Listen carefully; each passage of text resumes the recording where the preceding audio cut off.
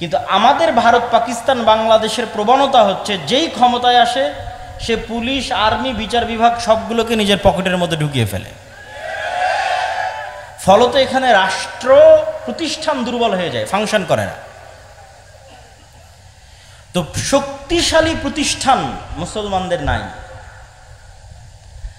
Crore crore voter আছে, কিন্তু এই কোটি কোটি ভোটারের প্রতিনিধিত্বকারী শক্তিশালী প্রতিষ্ঠান নাই। আপনি শক্তিশালী প্রতিষ্ঠানের, বেসরকারি শক্তিশালী প্রতিষ্ঠানের দু একটা উদাহরণ নেন। যখন প্রধানমন্ত্রী হাসিনা বিদায় নিল, তখন অটোমেটিক ট্রানজিশন অফ পাওয়ার, পাওয়ারের হস্তান্তর, এটিই নিয়ম যে যখন রাষ্ট্র অকার্যকর তখন রাষ্ট্রে অবস্থানরত শক্তিশালী প্রতিষ্ঠানগুলোর কাছে ক্ষমতা চলে যায়। তো বাংলাদেশের সবচেয়ে শক্তিশালী প্রতিষ্ঠান হচ্ছে আর্মি। তো ফলত যখন প্রধানমন্ত্রী হাসিনা বিদায় নিয়েছে তখন অটোমেটিক ক্ষমতা চলে গেছে আর্মির কাছে। আরও অসংখ্য শক্তিশালী প্রতিষ্ঠান আছে। প্রথম আলো একাই একটা শক্তিশালী প্রতিষ্ঠান, ডেইলি স্টার একাই একটা শক্তিশালী প্রতিষ্ঠান, ব্র্যাক একাই একটা শক্তিশালী প্রতিষ্ঠান, গ্রামীণ ব্যাংক একাই একটা শক্তিশালী প্রতিষ্ঠান, মানবাধিকার সংস্থা অধিকার একাই একটা শক্তিশালী প্রতিষ্ঠান। তাহলে যখন রাষ্ট্র অকার্যকর তখন অটোমেটিক রাষ্ট্রের ক্ষমতা এই প্রতিষ্ঠানগুলোর কাছে চলে গেছে। আমাদের কোটি কোটি ভোটার আছে, কিন্তু আমাদের প্রতিনিধিত্ব করবে এরকম শক্তিশালী মিডিয়া নাই, আমাদের প্রতিনিধিত্ব করবে এরকম শক্তিশালী অর্থনৈতিক প্রতিষ্ঠান নাই, এরকম শক্তিশালী মানবাধিকার সংস্থা নাই যে মুসলমানদের প্রতিনিধিত্ব করবে। না হলে 5ই আগস্টের চাইতে সুবর্ণ সুযোগ, মুসলমান বা ইসলাম ক্ষমতায় যাবে, এর যে সুবর্ণ সুযোগ অতীতেও কোনোদিন আসেনি, পরে আসাও কঠিন। তাহলে কেন পারেননি? কোটি কোটি ভোটার থাকার পরও কেন পারেননি? আপনাদের কারো, এত ইসলামী দলের, এত ইসলামী সংগঠনের কারো শক্তিশালী প্রতিষ্ঠান ছিল না। তাহলে কোটি কোটি ভোটার দিয়ে আপনি কি করবেন যদি শক্তিশালী প্রতিষ্ঠান না থাকে? এরকম 5ই আগস্ট প্রত্যেক 20 বছর, 25 বছর, 30 বছর পর আসবে। কালকে আপনাকে ভোট করে ক্ষমতায় যেতে হবে 5 বছরের জন্য, 3 বছরের জন্য, 4 বছরের জন্য। এটি স্বল্প মেয়াদী পরিকল্পনা। আপনি দীর্ঘমেয়াদে পরিকল্পনা করেন, 50 বছর পর, 100 বছর পর আপনি বাংলাদেশের মাটিতে ইসলামকে বিজয়ী দেখতে চান, তার জন্য কি করা লাগবে সেটা ভাবেন। কাল ক্ষমতায় চলে যাবে এই আকাশ কুসুম কল্পনা 100 বছর থেকে আমাদের হিস্ট্রি পড়া আছে। ইসলামিক খেলাফার পতন থেকে নিয়ে 100 বছর পার হয়ে গেছে। একটা থিওরি পরীক্ষা করার জন্য 100 বছর যথেষ্ট। অ্যাজ এ থিওরি, ডেমোক্রেসি ইসলাম প্রতিষ্ঠার মাধ্যম হিসেবে পৃথিবীতে এখন পর্যন্ত ব্যর্থ। 100 বছর, তো 100 বছর যথেষ্ট। আমি যদি একটু বেশি করে বলি তাহলে অনেকেই কষ্ট পায়, তো একটু বেশি করে বলি। অত বেশি করে বলবো না, একটু বেশি করে বলি। 15 বছর বা 16 বছর যে আপনারা ফ্যাসিজম বলছেন, এই ফ্যাসিজমে আয়নাঘর ছিল, গুম ছিল, খুন ছিল, দুর্নীতি ছিল। তো আপনি বলেন তো, এই 16 বছর ফ্যাসিজম কিসের নামে চলেছে? গণতন্ত্রের নামে চলেছে। কিসের নামে চলেছে বলেন? গণতন্ত্র। এই 16 বছর ফ্যাসিজম সেকুলারিজম, ধর্মনিরপেক্ষতাবাদের নামে চলেছে না অন্য কোনো নামে চলেছে? হ্যাঁ, ধর্ম যার যার, উৎসব সবার, এটা কিসের স্লোগান? সেকুলারিজমের স্লোগান না, ধর্মনিরপেক্ষতাবাদের স্লোগান। তাহলে ধর্মনিরপেক্ষতাবাদের নামে চলেছে, সেকুলারিজমের নামে চলেছে, লিবারালিজমের নামে চলেছে। তাহলে আপনাকে এই জিনিসটা বুঝতে হবে। এটা বললে বক্তব্য অনেক ভারী হয়ে যায়। আপনাকে এই জিনিসটা বুঝতে হবে যে গত 16 বছর আয়নাঘর, গণতন্ত্র আর ধর্মনিরপেক্ষতাবাদ বানিয়েছে। গত 16 বছর গুম খুন গণতন্ত্র করেছে। গত 16 বছর গুম খুন সেকুলারিজম করেছে। সেকুলার সিস্টেম ডেমোক্রেটিক সিস্টেম করেছে, কোনো ব্যক্তি করেনি। ওই সিস্টেম এখনো আছে। ওই সিস্টেম এরকম আবারও জালেম তৈরি করবে, আবারও এরকম স্বৈরাচার তৈরি করবে। আজ থেকে কারো হায়াত যদি 30 বছর আল্লাহ বাড়িয়ে দেয়, আর আমারও হায়াত যদি আল্লাহ বাড়িয়ে দেয়, তো 30 বছর পর স্মরণ করবেন বলেছিলাম, এই সিস্টেম আবারও জালেম তৈরি করবে। কেন? এটা হচ্ছে পাশ্চাত্য বিশ্বের সুবিধা, যে আমাদের সিস্টেম টিকে থাক, সবার রাগ নির্দিষ্ট ব্যক্তির উপর উঠুক। তো সবার রাগ নির্দিষ্ট ব্যক্তির উপর উঠে গেছে।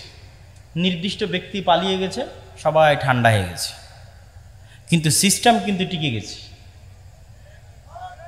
তাহলে আপনাকে বুঝতে হবে যে এই যে বৈষম্য বিরোধী ছাত্র আন্দোলনে যদি 1700 নিহত হয়ে থাকে, তাহলে 1700 জনকে হত্যা করেছে কে বলেন তো? একটু জোরে বলেন দেখি, কে? এই 1700 জনকে হত্যা করেছে গণতন্ত্র এবং ধর্মনিরপেক্ষ মতবাদ। অনেক অনেক কঠিন কথা বলে দিলাম, কিন্তু এটিই সত্য। এটা যত দ্রুত মুসলমানেরা বুঝবে, তা আপনি তাহলে কি বলছেন, তাহলে আপনি এই সিস্টেমকে অমান্য করে উপরে ফেলে দিবেন? এটা কখনোই বলিনি। কেননা আমরাই আপনাদের সামনে বক্তব্য দিয়েছি যে চলন্ত যার কাছে ক্ষমতা আছে, রাষ্ট্র ক্ষমতা আছে, তাকে আনুগত্য করতে হবে। আমরাই বক্তব্য দিয়েছি এবং সেটার বিরুদ্ধে বিদ্রোহ করাকে আমরা খারিজি মতবাদ বলেছি। কিন্তু সমাধানের রাস্তা কোনটা? সমাধানের রাস্তা ওইটা, সেটা হচ্ছে মানুষ অবশ্যই বুঝবে যে এই সিস্টেম জালেম তৈরি করে, এই সিস্টেম স্বৈরাচার তৈরি করে, এই সিস্টেম দুর্নীতিবাজ তৈরি করে, এই সিস্টেম আমাদেরকে মাজলুম করে। কিন্তু এই সিস্টেমের বিরুদ্ধে শক্ত আওয়াজ তোলার জন্য আপনাদের প্রতিষ্ঠান লাগবে। এরকম 100 বছরও যদি রাজনীতি করেন, ভোট করেন, তো ওই পাওয়ার অর্জন করতে পারবেন না যেই পাওয়ার একটা প্রতিষ্ঠানের থাকে, শক্তিশালী প্রতিষ্ঠানের থাকে। সম্মানিত উপস্থিতি, তাহলে আপনাদেরকে দিক নির্দেশনামূলক কি কি বললাম? 1 নাম্বার বলেছি ব্যাপক দাওয়াতি কাজ করতে হবে। 2 নাম্বার বলেছি সমাজ এবং দেশের সাথে সম্পৃক্ত থাকতে হবে। 3 নাম্বার বলেছি শক্তিশালী প্রতিষ্ঠান তৈরি করতে হবে। 4 নাম্বার পয়েন্টটা আগে সংক্ষিপ্ত আলোচনা করেছি, একটু আলাদা পয়েন্ট আকারে এখন বলি। 4 নাম্বার পয়েন্ট হচ্ছে, এখন আপনার কাছে যত ছোটোখাটো প্রতিষ্ঠান আছে, যত ছোটোখাটো মসজিদ আছে, মাদ্রাসা আছে, দল আছে, সংগঠন আছে, এগুলোতে ন্যায়পরায়ণতা, সত্যবাদিতা প্রতিষ্ঠা করেন। যে কোনো একটা ছোট্ট মাদ্রাসায় ন্যায়পরায়ণতা, সত্যবাদিতা প্রতিষ্ঠা করেন। আল্লাহ কবুল করলে ওই মাদ্রাসা থেকে রাষ্ট্র ক্ষমতায় পৌঁছে দেবে। বেশি কিছু লাগবে না, এই 2টা গুণ লাগবে। একটা ছোট্ট সংগঠনের মধ্যেও যদি ন্যায়পরায়ণতা, সত্যবাদিতা প্রতিষ্ঠা হয়, আল্লাহ ওখান থেকেই রাষ্ট্র ক্ষমতায় পৌঁছে দেবে। কিন্তু সত্যবাদিতা এবং ন্যায়পরায়ণতা ছাড়া রাষ্ট্র ক্ষমতায় যাওয়ার জন্য আল্লাহ সুবহানাহু ওয়া তাআলার দয়ায় কোনো সুযোগ নেই।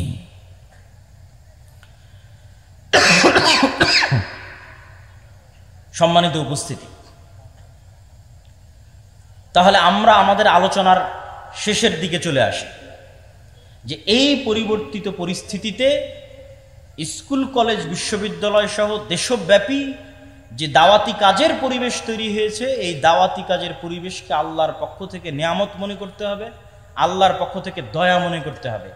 আর এই ধরনের জালসা সম্মেলন কেন্দ্রিক দাওয়াতি কাজ থেকেও একটু বের হওয়ার চেষ্টা করতে হবে। জালসা সম্মেলন ভালো, কিন্তু জ্ঞান কেন্দ্রিক দাওয়াতি কাজ হচ্ছে টেকসই। আমার বহু বক্তব্যে আপনারা শুনেছেন, আমি বলেছি যদি জালসা করে জ্ঞান পৌঁছানো বেশি ভালো হতো, তাহলে ব্রাক শুধু জালসাই করে বেড়াতো, আর খ্রিস্টান মিশনারিরা শুধু জালসাই করত। তারা জালসা করে না, ছোট ছোট শিক্ষা প্রতিষ্ঠান তৈরি করে জ্ঞানের যে রাস্তাগুলো, সিলেবাস কারিকুলামের যে রাস্তাগুলো, সেগুলোতে তারা অগ্রগামী, তারা সেগুলোর অন্তর্ভুক্ত হয়ে আছে। সম্মানিত উপস্থিতি, আল্লাহ সুবহানাহু ওয়া তাআলা আমাদেরকে এই যে সংক্ষিপ্ত বক্তব্য আপনাদের সামনে তুলে ধরলাম, এই সংক্ষিপ্ত বক্তব্য বুঝার এবং এই সংক্ষিপ্ত বক্তব্যের প্রতি আমল করার এবং দেশব্যাপী, পুরো পৃথিবীব্যাপী মুসলমানদের একটা বিপ্লব তৈরি করার তৌফিক দান করুক, আল্লাহুম্মা আমিন। আমি বক্তব্য লম্বা করতে চাচ্ছি না, অল্প কথায় যতটুকু তুলে ধরেছি ততটুকুর প্রতি যদি আপনারা আমল করেন, আপনারা মূল্যায়ন করেন, এতেই আল্লাহ সুবহানাহু ওয়া তাআলা বরকত দিবে। তো আমি আমার সংক্ষিপ্ত বক্তব্য এখানেই শেষ করছি। আমাদের বই পুস্তক বা আমাদের পত্রিকা এগুলো যেখানে পাবেন, স্টেজে হোক অথবা দোকানে হোক, মূল্যায়ন করার চেষ্টা করবেন। আমার সংক্ষিপ্ত কথা এখানেই শেষ করছি। সুবহানাকাল্লাহুম্মা ওয়া বিহামদিকা আশহাদু আল্লা ইলাহা ইল্লা আনতা আস্তাগফিরুকা ওয়া আতুবু ইলাইক। কোথায় আছে? স্টেজে? আচ্ছা, স্টেজে মনে হয় বই আছে। স্টেজে বই আছে, আপনারা স্টেজ থেকে সংগ্রহ করবেন। কত বাজে? সময় কত বাজে?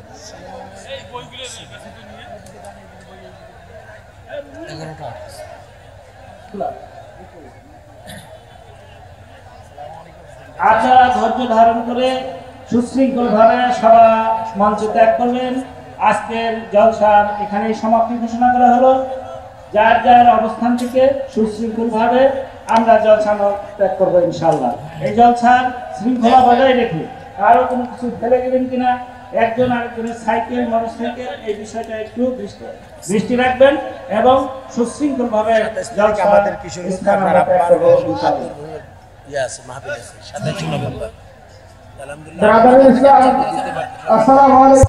অতি আবেগী না হয়ে বিবেক দিয়ে চিন্তা করে পদক্ষেপ গ্রহণ করতে হবে।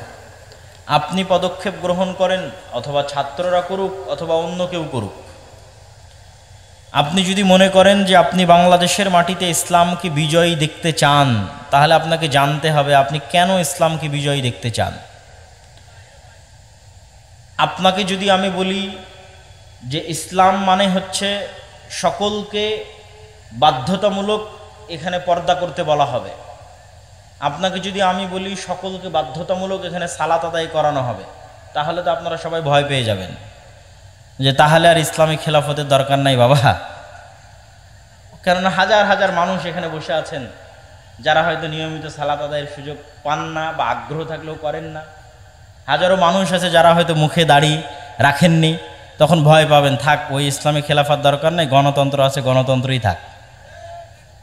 কিন্তু আপনাকে জানতে হবে যে এর ঊর্ধ্বে উঠেও, এই ইবাদাহ এবং হুকুম আহকামের ঊর্ধ্বে উঠেও ইসলামী খেলাফতের আরেকটি চেহারা আছে যেটি আজকের আন্তর্জাতিক বিশ্ব আপনাকে দেখতে দিতে চায় না। আন্তর্জাতিক বিশ্ব আপনাকে বুঝাতে যায় দেখো ইসলামী খেলাফা মানে এভাবে রজম করে হত্যা করা হবে, ইসলামী খেলাফা মানে এইভাবে তোমাদের হাত কাটা হবে। মানে জাস্ট ভীতিকর চেহারাটা জনগণের সামনে তুলে ধরা, যেন মানুষ কখনোই অন্তর থেকে জাস্ট মুখে তাকবীর দেওয়ার সময় আছে কিন্তু বাস্তবে চাওয়ার সময় কেউ চাইবে না যে এখানে ইসলামী খেলাফা প্রতিষ্ঠিত হোক। কিন্তু ইসলামী খেলাফা বা ইসলামী রাষ্ট্র ব্যবস্থার একটা পজিটিভ দিক আছে, এটা এখন আমাদের আলোচনা করতে হবে, জানতে হবে, এটা জানার সুযোগ মানুষের মধ্যে আগ্রহ আছে। এখন মানুষ 16 বছরের ফ্যাসিজম দেখেছে, দুর্নীতি দেখেছে, অন্যায় অত্যাচার গুম খুন দেখেছে। এখন মানুষ মনে করছে আমরা ভালো একটা অবস্থার দিকে এগিয়ে যাব, কিন্তু সত্যি বাস্তবেই কি ভালো একটা অবস্থার দিকে এগিয়ে যাওয়া সম্ভব? যেতে চাইলে কিভাবে সম্ভব? তো ইসলামী খেলাফা এবং রাষ্ট্র ব্যবস্থার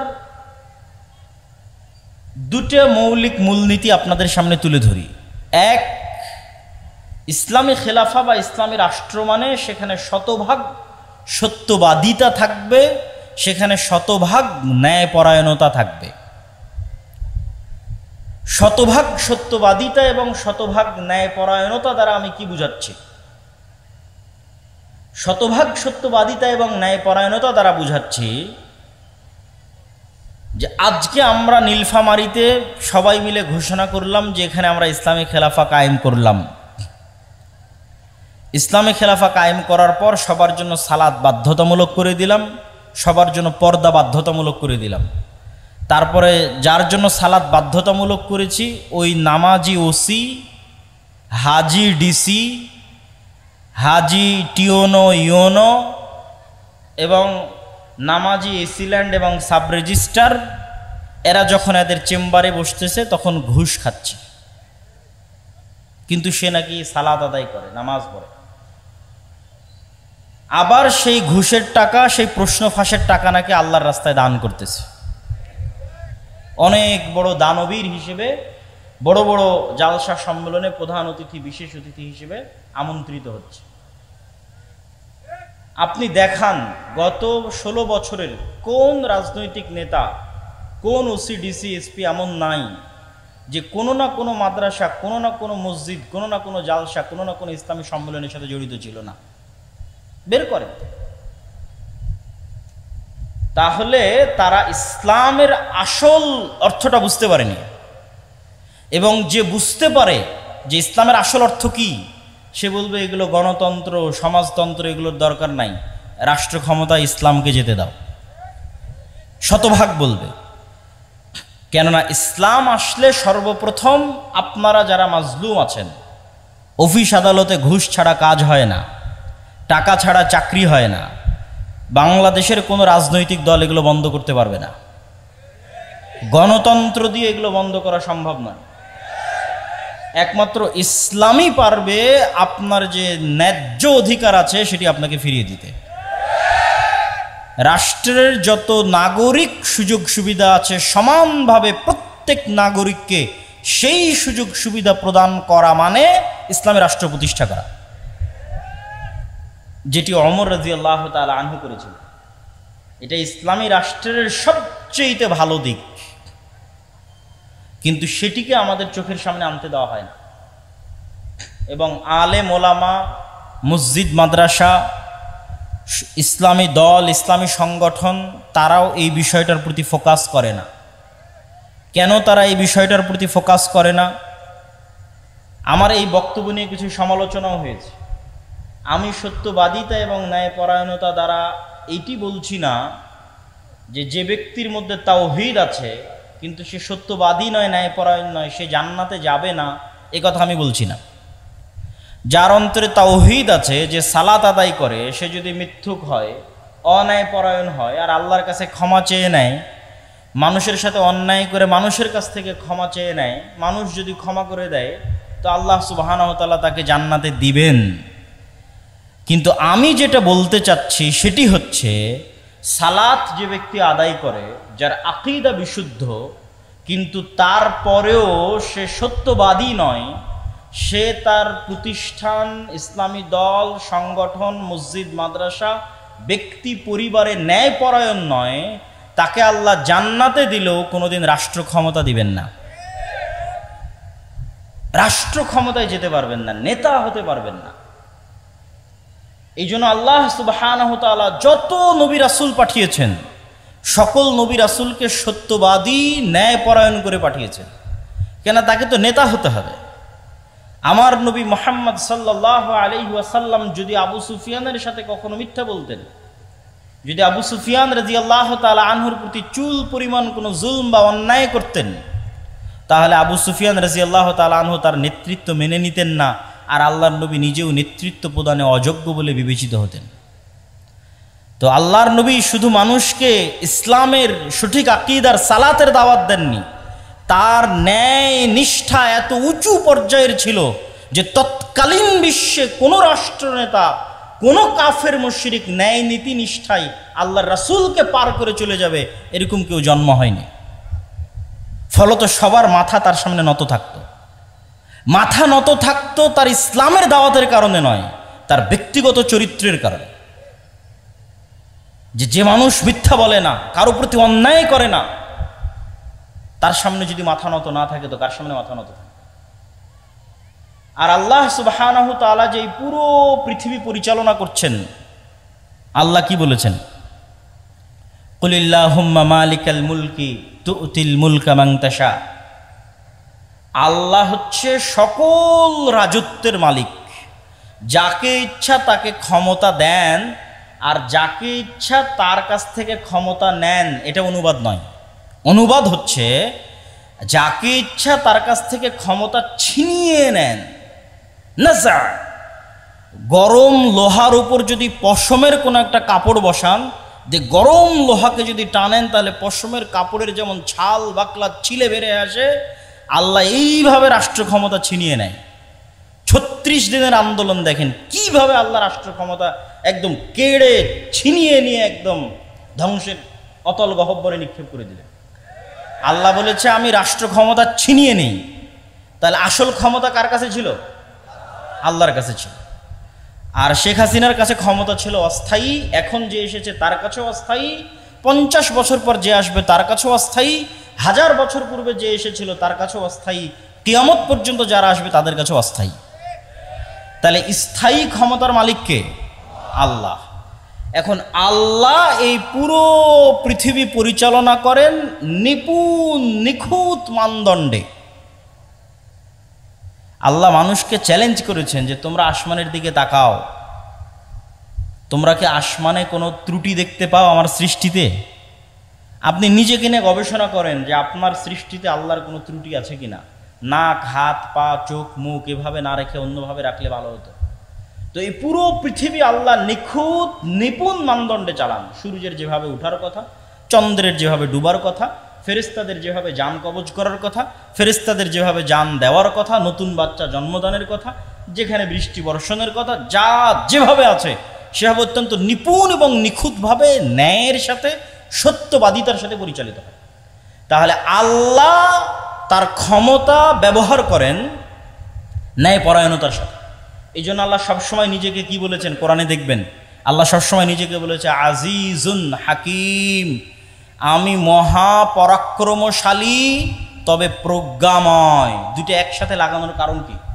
আল্লাহ যদি বলতেন আমি শুধু মহাপরাক্রমশালী, তাহলে যাকে যা ইচ্ছা তখন তাকে তাই করে দিতাম। কিন্তু আমার ক্ষমতা আছে, কিন্তু আমি হাকিম প্রজ্ঞাময়, এই জন্য যা করি ন্যায়ের সাথে করি, যা করি সত্যবাদিতার সাথে করি। তো এখন আপনি ইসলামের নামে, আল্লাহর নামে, আল্লাহর রাষ্ট্র ক্ষমতার অংশ আল্লাহর দয়ায় নিবেন। আল্লাহ আপনাকে দিবে রাষ্ট্র ক্ষমতা, কেননা স্থায়ী ক্ষমতার মালিক আল্লাহ। ইসলামের নামে নেবেন, আল্লাহর নামে নেবেন, আল্লাহ আপনাকে রাষ্ট্র ক্ষমতা দিবে। তো যেই আল্লাহ তার ক্ষমতা প্রয়োগ করতেছেন সত্যবাদিতার সাথে, ন্যায়পরায়ণতার সাথে, ওই দুটো গুণ যদি আপনার সাথে ম্যাচ না করে, খাপ না খায়, তাহলে আপনি আল্লাহর দয়ায় কোনোদিন আল্লাহর প্রদত্ত ক্ষমতা পাবেন না। এই জন্য আপনি যত মসজিদে যান, মাদ্রাসায় যান, ইসলামী দলে যান, ইসলামী সংগঠনে যান, যত বিভেদ আছে, যত গণ্ডগোল আছে, হানাফি কি, আহলে হাদিস কি, যত মত পার্থক্য আছে, এই মত পার্থক্যগুলোর মূলে মাসালা মাসাইল এবং আকিদার যতটা না ভূমিকা আছে। ধরেন দেওবন্দীদের সবার আকিদা এক, তারপরও শত শত দলে বিভক্ত হয়ে আছে, এক মাদ্রাসা ভেঙে আর এক মাদ্রাসা তৈরি হয়েছে। আহলে হাদিসদের সবার আকিদা এক, তারপরে এক মাদ্রাসা ভেঙে আর এক মাদ্রাসা হয়েছে, এক দল ভেঙে আর এক দল হয়েছে। এই যে আকিদা এবং মাসালা এক হওয়ার পরও যে বিভেদগুলো, এই বিভেদগুলোর মধ্যে ঢুকেন, এই প্রত্যেকটা বিভেদের মধ্যে কারণ আপনি আকিদা মাসালা পাবেন না। কারণ হচ্ছে অন্যায়পরায়ণতা এবং মিথ্যা। হয় যিনি দলের নেতা আমির তিনি অন্যায়পরায়ণ অথবা মিথ্যার আশ্রয় নিয়েছেন, অথবা যারা কর্মী মামুর তার অধীনস্থ তারা অন্যায়পরায়ণ মিথ্যার আশ্রয় নিয়েছে, মানুষের হক যথাযোগ্যভাবে বুঝিয়ে দিতে পারেনি, দায়িত্ব পালনে ন্যায় পরায়ণতা রক্ষা করতে পারেনি। তাহলে আমরা আমাদের এই ছোট ছোট প্রতিষ্ঠানে, ছোট ছোট গণ্ডির মধ্যে আমি ন্যায়ভাবে শাসন করতে পারছি না, সত্যবাদিতার সাথে শাসন করতে পারছি না, তাহলে আল্লাহ কিভাবে আমাকে বিশাল রাষ্ট্রের দায়িত্ব দিবেন? এটা অসম্ভব। এই জন্য আলহামদুলিল্লাহ, মাশাআল্লাহ, আপনাদের মধ্যে সঠিক আকীদা আছে, আমল আছে। কিন্তু মুসলমানেরা যদি চায় যে তাদের রাষ্ট্র ক্ষমতা প্রয়োজন, তাহলে তাদেরকে এই দুইটা জিনিসের প্রতি ফোকাস করতে হবে। আপনি ন্যায়পরায়ণতাকে কখনোই এত হালকাভাবে নিয়েন না, কখনোই না। আপনি মনে করছেন না আমি তো ন্যায়পরায়ণ, আপনি আপনার স্ত্রীর সাথে ন্যায়পরায়ণ কিনা এই বিচারে কিয়ামতের মাঠে ফেসে যাবেন। বাদ দিলাম রাষ্ট্রের কথা, দোকানপাটের কথা, আপনার স্ত্রীর ন্যায্য পাওনা আপনি বুঝিয়ে দিয়েছেন কিনা সঠিকভাবে, এই বিচারে কিয়ামতের মাঠে ফেসে যাবেন। আপনি জানেন বড় বড় আলেম ওলামারা বিবাহ অনেকেই করেননি। কেন করেনি? এই ভয়ে করেনি যে তার স্ত্রীর হক, ন্যায্য হক সে বুঝিয়ে দিতে পারবে কিনা। মানুষের হক খুবই কঠিন, ন্যায়পরায়ণতা প্রতিষ্ঠা করা খুবই কঠিন জিনিস। আপনি মনে করেছেন আমি হয়তো সালাত সিয়াম সব কিছু সঠিক আকীদাতে জান্নাতে চলে গেলাম, কিন্তু বাপের সম্পত্তি বন্টন করার সময় বোনকে ন্যায়পরায়ণতার সাথে বন্টন করে দেননি। মানে যেই জায়গায় দামি জমি সেখানে আপনি ভাগ নিয়েছেন, বোনকে দেননি। যেটা দূরে কম দামি আবাদ হয় না সেখানে বোনকে দিয়েছেন। তাহলে এই জমি বন্টনে কি আপনি ন্যায়পরায়ণতা করেছেন? করেননি। তাহলে আপনার মতো দুর্নীতিবাজ চোরকে আল্লাহ রাষ্ট্র ক্ষমতা দিবে আল্লাহর দয়ায়? অসম্ভব। আল্লাহর দয়ায় রাষ্ট্র ক্ষমতা পাবেন না। জোর করে মারামারি করে রাষ্ট্র ক্ষমতা সেটা ভিন্ন জিনিস। আমরা আলোচনা করছি ইসলাম রাষ্ট্র ক্ষমতায় যাবে কার দয়ায়? আল্লাহর দয়ায়।